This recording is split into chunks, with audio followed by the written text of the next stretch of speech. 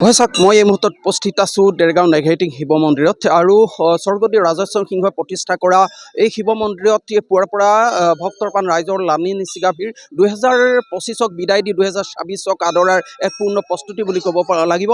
2025 বৰ্ষ অভিশপ্ত 2025 বুলি ক'ব লাগিব, যিহেতু 2025 বৰ্ষতেই বহুকেইগৰাকী স্বনামধন্য ব্যক্তিৰ বিঘটিল শিল্পী সাহিত্যিক বহুকেইগৰাকী ব্যক্তিয়ে যিহেতু 2025 বৰ্ষটোৱে তেওঁলোকে ইহলীলা সম্বৰণ কৰিলে। ইয়াক লৈ অসমবাসী শোক মিয়মান হোৱা দেখিবলৈ পোৱা গ'ল আৰু বিশেষকৈ আগন্তুক 26ৰ আজি প্ৰথম দিন, জানুৱাৰীৰ প্ৰথম দিনটোতে এনেকৈ দেখিবলৈ পোৱা গৈছে। দেৰগাঁও বিভিন্ন প্ৰান্তৰ পৰা ভক্তবান ৰাইজ আহিছে, তেওঁলোকে ধূপ ধূনা পূজা অৰ্চনা তেওঁলোকে আৰম্ভ কৰিছে আৰু তেওঁলোকে আশা কৰিছে আগন্তুক যিহেতু 2026ৰ প্ৰতিটো দিন সুখ আৰু আনন্দৰে যাতে ভৰি পৰক, সুখ সমৃদ্ধিৰে ভৰি পৰক, বিপদ বিঘিনি নাশ হওক, ইয়াক লৈ তেওঁলোকে মহাদেৱৰ ওচৰত ধূপ ধূনা পূজা পাৰ্বণ আগবঢ়াইছে আৰু তেওঁলোকৰ এটাই আশা যাতে 2025ৰ যিটো বৰ্ষ সেই 25ৰ অভিশপ্ত বৰ্ষটো যাতে পুনৰ ঘূৰি নাহক, 2026ত যাতে প্ৰতিটো দিন সুখ শান্তিৰে হাঁহি আনন্দৰে পাৰ কৰিব পাৰে, ইয়াৰ বাবে তেওঁলোকে পূজা অৰ্চনা আৰম্ভ কৰিছে। তেওঁলোকে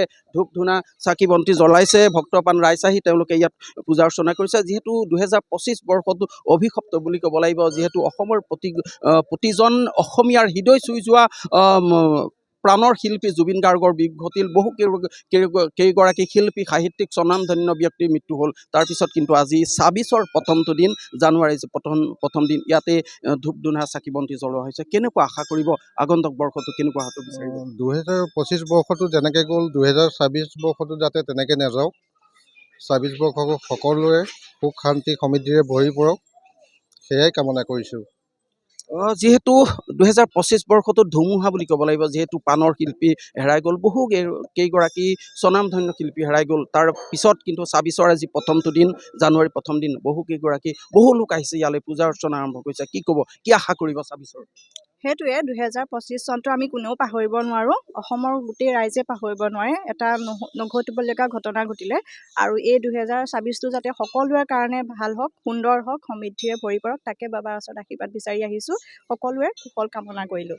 এনেকৈ দেৰগাঁও নেঘেৰিটিং শিৱ মন্দিৰত সকলো লোক আহিছে, ভক্তবান ৰাইজ আহিছে, তেওঁলোকে এটা আশা কৰিছে যাতে 2025 বৰ্ষটোৰ যিটো দিন, 25 বৰ্ষটোৰ বাবে অসমবাসীৰ প্ৰতিজন অসমীয়াৰ হৃদয় চুই যোৱা যিখিনি ঘটনা সংঘটিত হ'ল, 26ত যাতে তেনেকুৱা ধৰণৰ কোনো যাতে অমংগল যাতে সংঘটিত নহয়, 26ৰ বৰ্ষটো যাতে সুন্দৰভাৱে পাৰ হয়, তাৰ বাবে তেওঁলোকে সকলোৱে আশা প্ৰকাশ কৰিছে।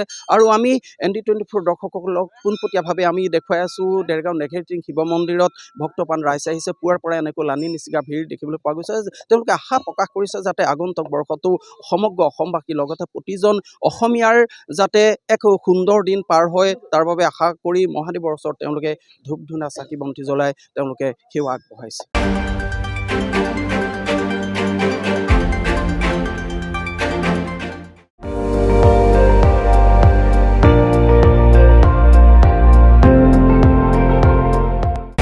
আপুনি চাই আছে ND24, সৰ্বশ্ৰেষ্ঠ নহয়, সৰ্বোত্তমৰ দৌৰত।